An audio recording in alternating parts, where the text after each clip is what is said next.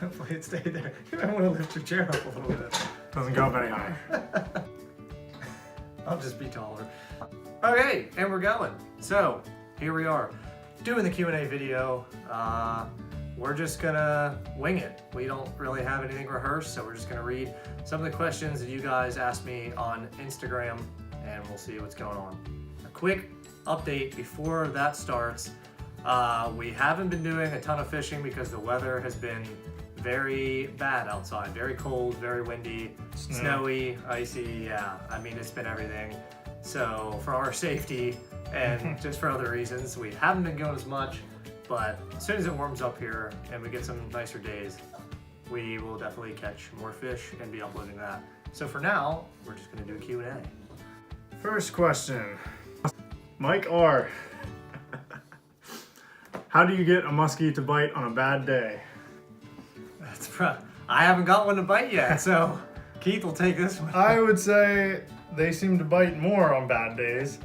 I think fishing in bad weather, sometimes if you can brave it out, can be a good thing because a lot of the other fishermen will be not as eager to go out, so the fish won't be seeing as many baits on a particular, bad weather day. What about a bad day when there's no fish biting? That type of bad day. Just Stick it out. Just gotta keep casting. Stick it out. I mean, yeah, a good example of that is the time we went with Keith's dad. We casted that whole time, and then almost right before we were about to leave, all of a sudden we just kind of heard a whoa, and he had a muskie bite right at his feet. So consistency that's the key word. So I guess keep trying, keep casting. Next question. It's by Colton R.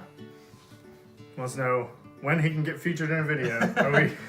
I've had many people ask me about doing a video, and I'd be down with it. I mean, whether it be 3 people or just me with them or Keith with someone, I don't think either of us are opposed to it. So I'm always down to teach someone something new about fishing or something, Yeah. Next question. So Brittany H asks, where is the craziest spot you've ever fished?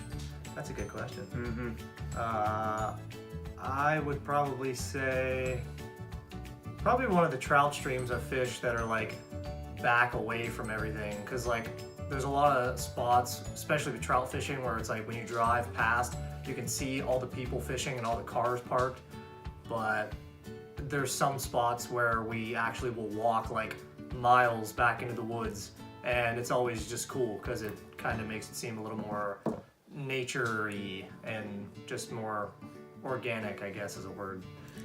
I'd say for me it's probably there's a stream, I think it's in Bedford County, it's called Yellow Creek. It gets stocked pretty heavily with trout, and there's some wild trout, and that's not anything out of the ordinary.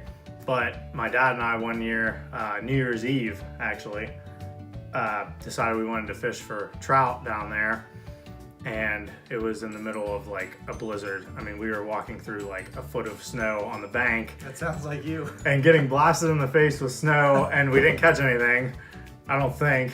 But it was like, we kind of looked at each other like, what are we even doing here? But I felt like that at the spillway a few times. It was by far the most extreme scenario I've been in. Alex K asks, any fly fishing videos? Maybe not. A simple answer to that is probably no. We don't have much fly fishing experience, at least not me. I have a fly pole. I fished with it once. We use Joe's flies sometimes, but that's as close as we'll get to that. We'll make a makeshift fly fishing video with Joe's flies. What is the prettiest fish in your opinion? From Mandy G. That's another great question. I would say definitely a wild brown trout. I don't think much else compares to the pattern they kind of develop when they're in the wild. It's really weird actually that a stocked fish versus a wild fish, for some reason a stocked fish just looks kind of ugly. Yeah. It's got kind of real blocky pattern and stuff, but a wild brown trout really develops big red spots and has some blue on its gills and everything. I think that's definitely, in my opinion, the prettiest fish you can catch. Yeah, I don't know if I'm biased growing up with trout fishing being the main species we target, but I would probably also go with some sort of wild trout, maybe a brook trout, just because I don't know, when they have that nativeness to them, like the oranger fins and oranger belly with some white tips on their fins and some cool spots here and there and like a blue shimmer. So I think native brook trout. Mandy G also asks, would you eat a carp if someone paid you $5? If it's cooked. Yeah, I mean, people probably eat carp. We don't because they're kind of junk fish, but sure, you can keep carp, right? I don't think anyone's keeping it. Yeah. They're not like game fish, but I wouldn't recommend eating one, but for $5, I'd probably eat anything. I don't know about that. Nick C asks, how do you spearfish without hurting or killing the fish? You don't. Yeah, you can't. I don't think. Next question. What is your dream fish to catch? Well, it was a musky. Now I don't know. Yeah, I would say, I don't know. I mean, yeah, I'm definitely going after a muskie because I'm yet to catch one. I feel like it'd be really cool to catch an alligator gar because they're insane looking, and I feel like it'd be similar to catching a crocodile. So if you don't know what an alligator gar is, Google pictures, and they're scary. Watch for our fishing video for them. Yeah. Derek C asked, what's something that you guys do to pass the time when the fishing gets slow? That's a hard question. I thought about this one. Other than like when we're carp fishing and stuff and you're like literally just sitting there waiting to see your pole take off. Yeah.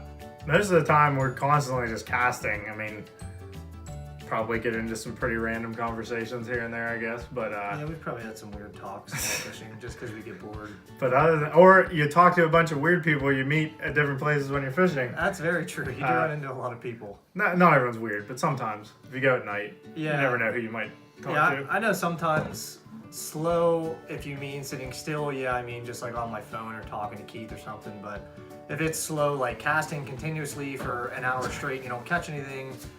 A lot of the times I'll put music on very quietly and just put my phone in my pocket or something else along those lines with my phone for the most part. For kayaking, sometimes I'll just put my pole away and kind of enjoy being outside for a little bit, then start casting again. My sister asks, what's the best fishing memory with your family, aka sister, aka best fisher girl you know? That is probably true. Sorry, Mandy. But Nat has caught some pretty big fish, and she's been a part of, if not, gets full credit for catching the biggest trout that I've ever seen in person. And if I can add a picture of that, I'll add it in right now.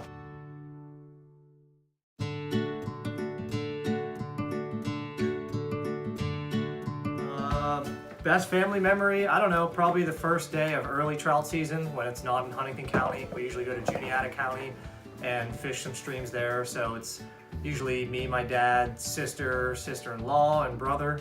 And so, I don't know, we get all together and it's sometimes stressful and sometimes really fun if we're catching some fish. So the first day of early season. I'd say mine is probably one of the 500 memories I have with my dad going out. Probably been fishing with my dad at the spillway even since I was probably like 5.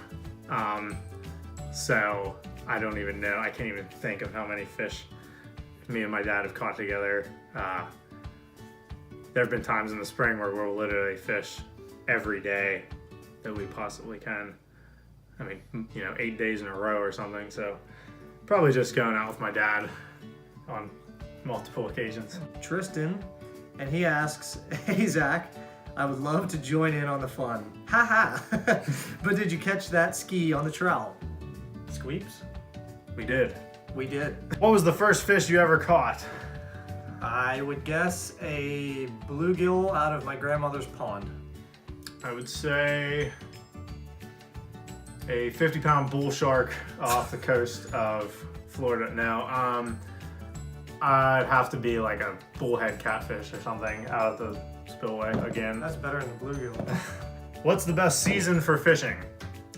I used to really think it was spring. It might still be kind of like 1A in terms of like ordering the seasons. In the spring, everything starts to warm up. A lot of the fish get aggressive at certain water temperatures, and usually that water temperature occurs, in the March to kind of June range. But lately, the winter has been pretty good to us. Yeah. You know, seeing a lot of, it seems like in the winter you're going to catch either big fish or you're not going to catch anything. So if you're going for more quantity, you know, spring, and then in the summer I go at night, and the fall, all seasons basically. Every season. If you can fish every day, I would. Yeah, I'd say for fishing specifically, maybe spring, but yeah, I mean, it's really nice when you don't have to worry about temperature and weather for the most part in the summer, and you can just go out and every day is going to be warm and nice for the most part. So Follow-up question, what's the best time of day to go fishing? In the winter, I feel like we tend to go in the middle of the day just because it's at its warmest point. yeah, Some people fish at night in the winter. I don't do too much of that. In the spring, still kind of keeping it in the daytime. Once some of the water hits like above like 60 some degrees, start to go at night in the summertime and everything, with fishing with soft shells, which will be a future video, I'm sure. oh, that'll definitely, yeah. It's like that's like our favorite thing to do. Yeah, I'd say it's almost like hunting, where early morning and kind of middle evening, early evening is kind of the best times, just because the fish, you know, they're more active and want to eat. Where's the best place to fish? Short answer, spillway. Raystown spillway for us. Yeah. Long answer, probably not the spillway, because you might not catch anything in like 50 attempts. Yeah, I would say if you're looking for a guaranteed spot to catch fish, either go to a guaranteed stocked trout stream, or, I mean, the Juniata River is pretty loaded with fish. Bank fishing might be hard, but if you have a kayak or a boat and you go in the river, I would say you're very likely to catch some sort of bass. Last question, has a fish ever caught you? Not sure exactly what that means.